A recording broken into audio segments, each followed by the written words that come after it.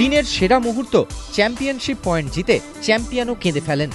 হলোই বা সেই চ্যাম্পিয়নের নাম রজার ফেডেরার, হলোই বা সেন্টার কোর্ট তাঁর ঘর বাড়ি, হলোই বা ঝুলিতে সপ্তম উইম্বলডন খেতাব। এই গ্রহে কেউ যা পারেনি সেই 17তম গ্র্যান্ড স্ল্যাম। 3 ঘন্টা 20 মিনিটের মহাকাব্যিক ফাইনালে স্কোর 4-6, 7-5, 6-3, 6-4। প্রথম সেট জিতে ক্রমশ ভয়ঙ্কর হয়ে উঠছিলেন অ্যান্ডি মারে। ফ্রেড পেরি 76 বছর পর আবার কোনো ব্রিটিশের সামনে উইম্বলডন জেতার হাতছানি। সস্ত্রিক বেখাম থেকে বাকিংহামের সদস্যরা, রয়্যাল বক্সে কে নেই? ইভান লেন্ডেলের স্কটিশ ছাত্রের জন্য এদিন ছিল গোটা ব্রিটেনের উপর করা শুভকামনা। সেন্টার কোর্টের চিৎকার, প্রথমবার উইম্বলডন ফাইনালে উঠে মারেও জীবনের সম্ভাব্য সেরা টেনিস খেললেন। প্রতিটা শটে সমানে সমানে টক্কর দিলেন রজারকে।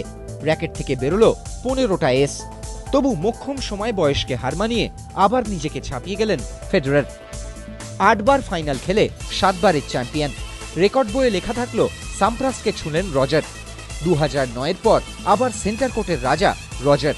ক্যাবিনেটে ঢুকল 17তম গ্র্যান্ড স্ল্যাম। শনিবারের সেরেনার পর রবিবারের রজার। এবারের উইম্বলডন পেল জোড়া 30 ঊর্ধ্ব চ্যাম্পিয়ন। 2010-এর জানুয়ারির মেলবোর্ন থেকে 2012-র জুলাইয়ের উইম্বলডন, 30 মাসের ব্যবধান। ক্যালেন্ডারের মতোই বয়স গড়িয়ে গেছে।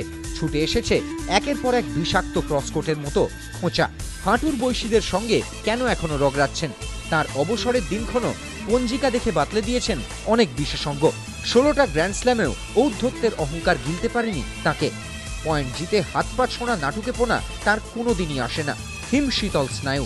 কোর্টে তিনি পা থেকে মাথা পর্যন্ত বরাবরের জেন্টলম্যান।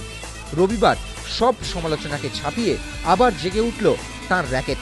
প্রিয় সেন্টার কোর্টেই এ যেন আর এক পুনর্জন্ম। 31 বছরে পা রাখার 1 মাস আগে আবার Wimbledon champion Roger Federer. ABP আনন্দ।